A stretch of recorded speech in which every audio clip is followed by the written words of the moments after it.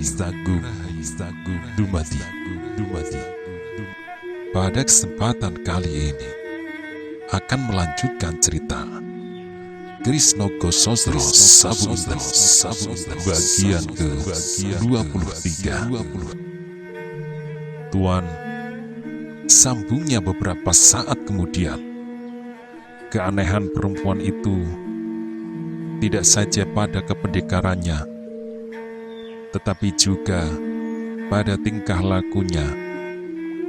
Kadang-kadang ia bersikap garang dan kasar seperti halnya pendekar laki-laki di daerah kami. Tetapi kadang-kadang ia menjadi lunak dan mesra, penuh sifat halus seorang wanita. Roro Wilis kembali berhenti bercerita sejenak. Rupanya gabungan dari kedua sifat-sifat itulah yang telah memecahkan kebahagiaan rumah tangga kami. Sebab ternyata hubungan perempuan itu dengan ayahku semakin hari semakin rapat. Ibuku adalah perempuan lugu yang hanya dapat bekerja di dapur dan meladeni seorang suami seperti apa yang dilakukan perempuan-perempuan desa lain di daerah kami. Ibuku tidaklah dapat memberi saran, nasihat, atau apapun semacam itu kepada ayahku sebagai seorang pendekar. Juga ibuku tidak pandai merayu hati laki-laki. Dan karena itulah, maka semakin dekat ayahku dengan perempuan pendatang itu, semakin jauh ia dari ibuku. Rupanya hal itu dapat dilihat oleh penduduk di daerah kami, sehingga menimbulkan suasana yang kurang menyenangkan. Tetapi lebih baik daripada itu, ayah pun perangainya seakan-akan berubah. Ia pun kemudian mempunyai kebiasaan-kebiasaan aneh, minum minuman keras, dan hal-hal kasar lainnya. Kepadaku pun ayah menjadi semakin jauh pula. Lagi-lagi Roro Wilis berhenti sejenak. Alangkah benciku kepada perempuan itu, seperti ia juga sangat benci kepadaku. Bahkan ia selalu menyakitiku tanpa ada pembelaan dari ayah. Apalagi ibu yang hanya dapat memelukku dan menangisi. Waktu itu tak banyak yang dapat aku ketahui, selain pada suatu hari datanglah beberapa orang pendekar terkenal yang dulu adalah sahabat-sahabat ayahku. Tanpa aku ketahui sebab-sebabnya, mereka bertempur melawan ayahku serta perempuan pendatang itu. Rupanya ayahku memang seorang pendekar pilihan, dan perempuan itu pun tak kalah garangnya. Sehingga meskipun ayah dan perempuan itu dikerubut, tetapi dapat juga memberikan perlawanan yang berarti. Ibuku sendiri waktu itu tak dapat berbuat lain kecuali memelukku dan menangis sejadi-jadinya di belakang dapur rumah. Akhirnya, lanjut Roro Wilis. Bagaimanapun kuatnya ayahku serta perempuan pendatang itu, namun tidaklah dapat menahan arus kemarahan pendekar-pendekar ternama di daerah kami yang demikian banyak jumlahnya. Sehingga sejak itu ayahku pergi dengan perempuan pendatang itu dan tidak pernah kembali. Sejak itu pula ibuku selalu menanggung kesedihan yang tak terhingga. Meskipun anehnya tetangga-tetangga bersikap baik sekali. Bahkan para pendekar yang mengerubut ayahku bersikap manis sekali kepada ibuku. Bahkan istri-istri mereka selalu berusaha untuk dapat bercakap-cakap dan menghibur ibuku. Tetapi rupanya ibuku lebih suka mengurung diri serta membenamkan diri dalam duka, kata Roro Wilis. Beberapa tahun kemudian membayanglah puncak kesedihan yang bakal terjadi. Ibuku sakit. Semakin lama sakit itu semakin keras dan seolah-olah sudah terasa bahwa sakit itu tak akan dapat diobati. Ternak kami yang sekian banyaknya, kekayaan kami tidak dapat membendung arus kematian yang sekian lama semakin deras menggulung-gulung menghantam tebing-tebing kehidupan ibuku. Maka setelah beberapa tahun kemudian dari kepergian ayahku, ibuku menutup mata serta meninggalkan keris yang Tuhan namakan Sigar Penjalin itu sebagai suatu bukti bahwa aku adalah keturunan Ki Santanu dari Pegunungan Kidul. Jadi sama sekali bukan Ki Ageng Pandan Alas dari Wonosobo. Maka aku pun akhirnya merasa bahwa aku tidak dapat hidup tanpa ada satupun yang aku cintai. Meskipun aku dapat warisan yang cukup banyak, tetapi semuanya itu tak berarti bagi hidupku yang kering. Roro Wilis akhirnya mengakhiri ceritanya dengan sedu-sedan yang seperti meledak dari rongga dadanya. Maisa Jenar mendengarkan cerita Roro Wilis itu dengan penuh haru. Rupanya kegersangan hati gadis itulah yang mendorongnya untuk menempuh jalan yang sangat berbahaya. Mencari kakeknya sekedar untuk dapat menyangkutkan cinta serta harapannya. Mungkin ia mengharapkan kakeknya suka kembali ke kampung halaman untuk bersama-sama hidup dalam suasana yang hanya dapat dikenangnya kembali. Tetapi meskipun Maisa Jenar dapat ikut serta sepenuhnya merasakan betapa keringnya hidup-hidup tanpa sangkutan cinta, namun ia tidak dapat berbuat sesuatu untuk menenangkan hati gadis cantik itu. Oleh karenanya, ia menjadi gelisah sendiri. Perlahan-lahan ia berdiri lalu berjalan mondar-mandir tanpa tujuan. Sementara itu, matahari telah hampir menyelesaikan perjalanannya yang sunyi mengarungi langit. Cahayanya yang masih ketinggalan tampak gemerlapan di atas punggung-punggung bukit. Maisa Jenar masih saja berjalan mondar-mandir dengan gelisahnya. Dalam hatinya berkecamuk perasaan heran yang tiada habis-habisnya. Bagaimana mungkin seorang ayah dapat melupakan putrinya hanya karena seorang perempuan yang tak dikenal asal-usulnya, sehingga ia telah melepaskan hari depan gadisnya serta hari depan garis keturunannya. Berapa saat kemudian, ketika Roro Wilis telah menjadi agak tenang, Maisa Jenar pun segera mempersilahkannya untuk berjalan kembali. Sebab bagaimanapun Maisa Jenar masih mengharapkan untuk dapat menjumpai seseorang di daerah ini. Perjalanan di daerah ini tidaklah sesulit berjalan di hutan. Mereka hampir tidak pernah menemui rintangan-rintangan yang berarti. Setelah mereka berjalan beberapa saat, tiba-tiba Maisa Jenar terhenti. Matanya memandang ke satu arah dengan tajamnya, dan sejenak kemudian ia meloncat beberapa langkah lalu berjongkok mengamati sesuatu. Roro Wilis terkejut bercampur heran melihat tingkah laku Maisa Jenar. Ia pun segera berlari dan ikut serta mengamati ke arah yang sama. Tetapi ia tidak melihat sesuatu. Karena itu dengan herannya ia bertanya, "Tuan, adakah Tuan melihat sesuatu?" "Roro Wilis, lihatlah rumput-rumput ini," jawab Maisa Jenar. Roro Wilis memandang rumput yang ditunjuk oleh Maisa Jenar itu dengan seksama, tetapi ia tetap tidak melihat sesuatu. "Ada apa dengan rumput-rumput itu?" tanyanya. "Lihatlah rumput ini. Rumput ini rebah dan patah-patah. Lihatlah di tempat itu, juga terdapat hal yang sama, juga di sebelah sana dan sana. Kau tahu artinya? Apalagi di tempat yang tanahnya agak gembur ini." Rupanya otak Roro Wilis pun tidak begitu tumpul, sehingga ia berteriak menebak, "Telapak kaki manusia?" "Ya," sahut Maisa Jenar, "telapak kaki yang masih agak baru. Pasti seorang baru saja melewati daerah ini. Mungkin ia adalah penduduk daerah Pliritan ini, atau mungkin..."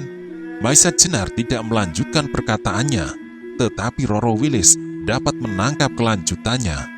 Mudah-mudahan bukanlah penjahat-penjahat itulah yang sengaja dikirim untuk memata-matai kita. Perlahan-lahan Maisa Jenar berdiri sejenak. Otaknya bekerja keras untuk mencoba menebak siapakah kira-kira yang meninggalkan bekas tapak kaki yang masih segar itu. Menurut pendapatnya, ada 4 kemungkinan, yaitu penduduk setempat, Joko Soka, Pasing Singan, atau Ki Ageng Pandan Alas. Diam-diam ia membandingkan telapak kaki itu dengan telapak kakinya sendiri. Ternyata telapak kaki itu agak lebih dalam. Menurut pendapatnya, pastilah orang itu adalah orang yang gemuk sekali, atau orang yang membawa beban agak berat. Tetapi, tiba-tiba terlintaslah dalam benaknya bahwa pasing-singan adalah kemungkinan yang paling dekat. Sebab pasing-singan dalam perjalanannya kembali ke Pasiraman mendukung Lowo Ijo yang terluka. Dan tidaklah mustahil kalau jalan ini dilewati, sebab arah perjalanannya sesuai dengan arah jalan ini. Maisa Jenar ragu-ragu sebentar. Ia tidak ingin menggelisahkan hati gadis itu.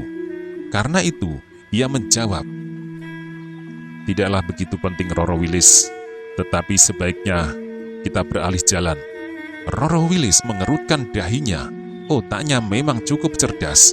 Karena itu ia menjawab, "Kalau Tuan sampai menganggap perlu untuk menempuh jalan lain, pastilah ada sesuatu yang sangat penting.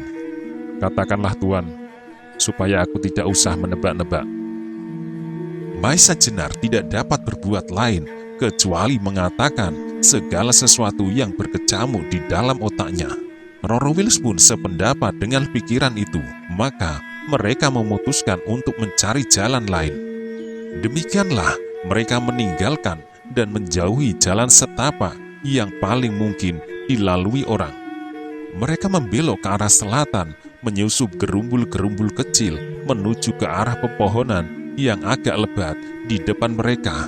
Mungkin di daerah ini terdapat mata air atau tempat yang aman untuk bermalam, atau syukurlah kalau didiami orang. Ketika mereka sampai, ternyata tempat itu tidak juga ditinggali manusia. Memang di sana terdapat sebuah mata air yang mengalir air cukup deras dan ditampung dalam sebuah telaga yang hijau bening. Pada saat itu, matahari telah sampai di garis cakrawala. Sinarnya sudah tidak lagi dapat menembus tabir gelapnya malam yang turun berlahan-lahan, tetapi pasti akan menelan bumi. Maisa Jenar segera mengadakan persiapan untuk bermalam.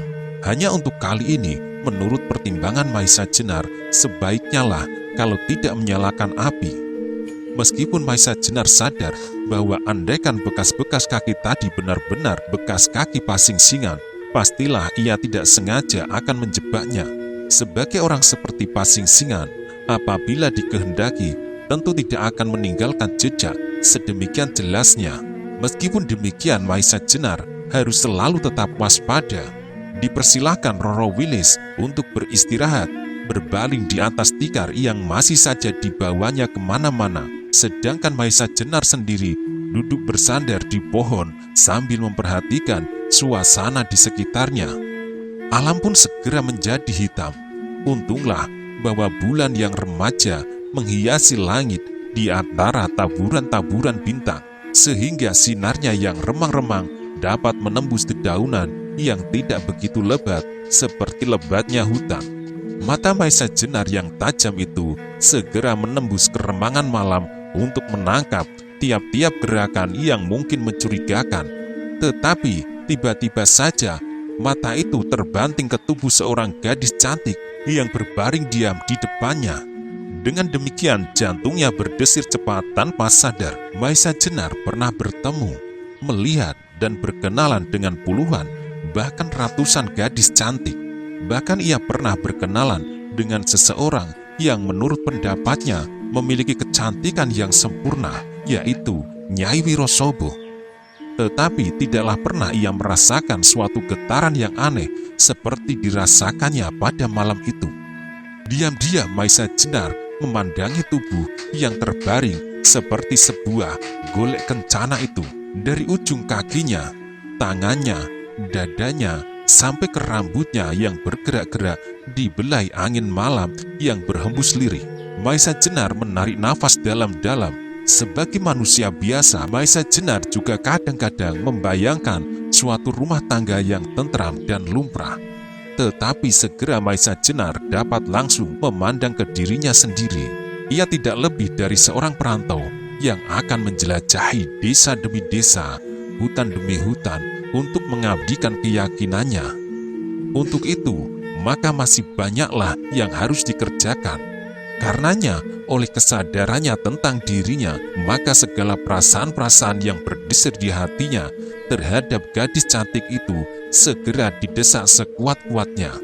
Maka, dengan serta-merta direnggunya pandangannya dari tubuh Roro Wilis dan segera dilemparkan kembali ke arah bayang-bayang, daun-daun, dan ranting-ranting yang selalu bergerak-gerak seolah-olah sedang mengagungkannya. Angin malam yang berdesir di dedaunan masih saja menyapu wajahnya dan sekali-kali terdengar di kejauhan ringkih kuda liar yang terkejut mendengar teriakan-teriakan anjing hutan. Dalam keadaan demikian, tiba-tiba saja ia terbanting kembali ke dalam suasana yang kini sedang dihadapi.